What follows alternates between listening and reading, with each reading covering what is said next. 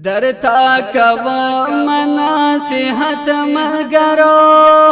واری زمون دعشات ملگرو دا حضرت شیخ عبدالشکور صاحب دا پیغام دا محبت ملگرو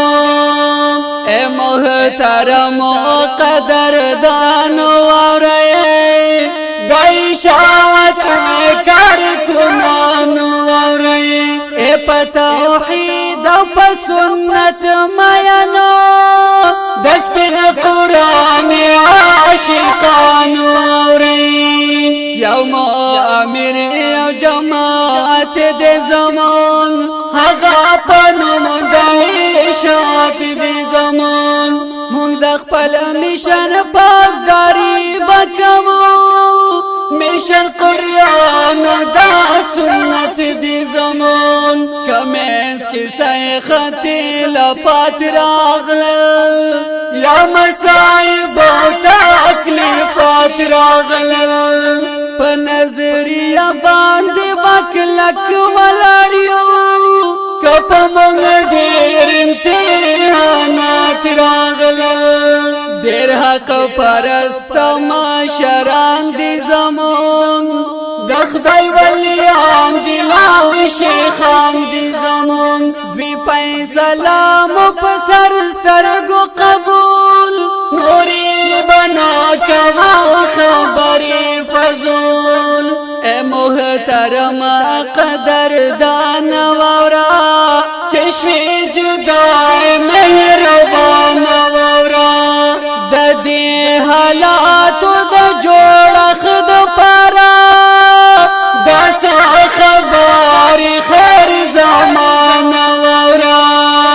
اتحادوی چه نظریه یووی هدف مو یووی عقیده یووی اس چی پا منز کی اختلاف راغے پا دی امور کی خلاف راغے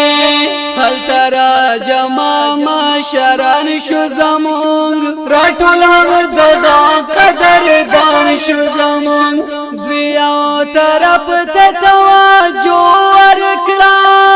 رازی پا دغایا فرمانی شمونگ تچے ولڑوی داغ بل طرف تا بس کا کوشش مکا وقت پل طرف تا دین قلار شبس کا غلے کنا نور گوا دعوت اول طرف تا تاو پا امور انتظامیہ اعتراض زمانگاستا پا نظریہ اعتراض مشران وی چین انتظام صحیح دے مکڑا پا ذات اس دا غی اعتراض کچرتنی دا خیر خواہی ویستا دا جماعت دا تارقی ویستا بس خپل رائی بالی کلیویتا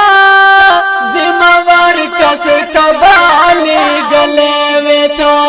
مشور کڑی معاشرانو بوا دا غازم استازانو بوا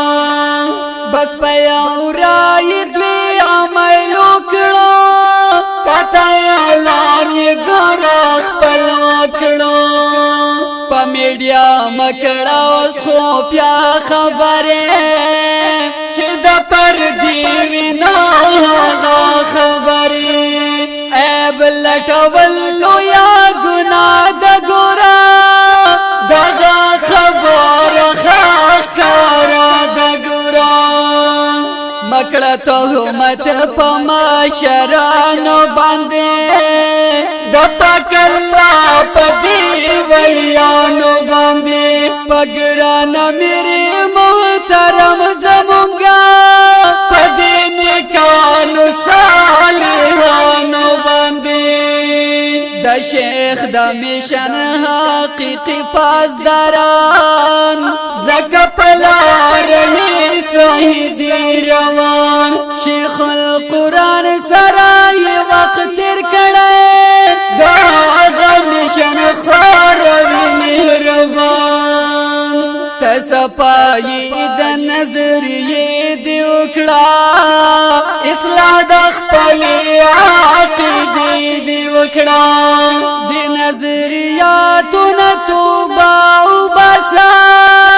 نور ختم د دې قصې دی وکړه اخر کې مبتدعين اوري تاسو هم غیر مقلدين اوري زمونږ اختلاف تمونی ولی سترګي تاسو خپل ځان اړولي سترګي لګ مو دې خپل مختا شیشه ونیسئ نظر پدې خپل قصه ونیسئ کلا یووی کلا بلا نما معلوم نه دستاسو خپل نما خپل اختلاف مغرز ول شتا بل اختلاف تور کې سلامه دا دی خبرې دا اصول خبرې ګور دا نه دي صافزول خبرې دا د ډېر لوی عظیم انسان خبرې عبد الشکر شیخ القرآن خبرې سیرت په شعر او قلم باندې د توحید جمیل رحمان خبرې دا د ډېر لوی عظیم انسان خبرې عبد الشکر شیخ القرآن خبرې صرف شعر او قلم باندې د توحید جمیل رحمان خبرې